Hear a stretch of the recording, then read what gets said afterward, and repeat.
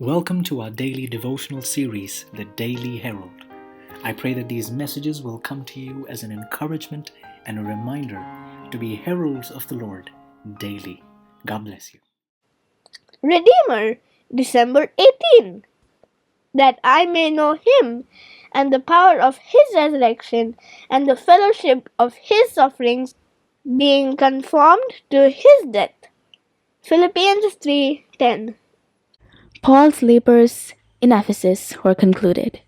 His ministry there had been a season of incessant labor, of many trials, and of deep anguish. He had taught the people in public and from house to house, with many tears instructing and warning them. Continually, he had been opposed by the Jews, who lost no opportunity to stir up the popular feeling against him.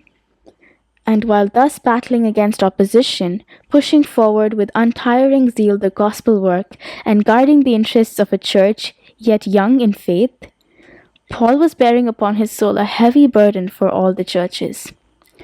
News of apostasy in some of the churches of his planting caused him deep sorrow. He feared that his efforts in their behalf might prove to be in vain. Many a sleepless night was spent in prayer and earnest thought as he learned of the methods employed to counteract his work. As he had opportunity and as their condition demanded, he wrote to the churches giving reproof, counsel, admonition, and encouragement.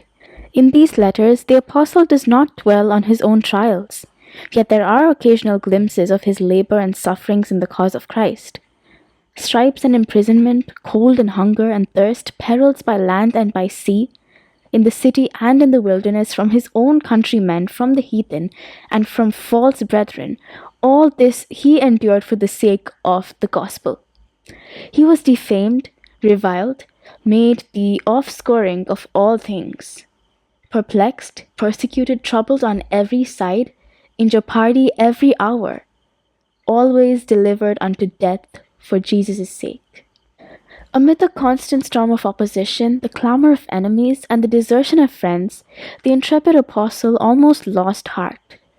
But he looked back to Calvary and with new ardor pressed on to spread the knowledge of the crucified.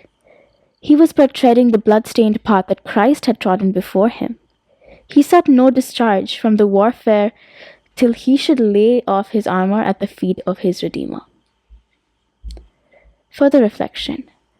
How do I build a legacy of faithfulness in trial, as Paul did during his long sojourn in ministry? Who is gaining faith by watching how I handle times of suffering?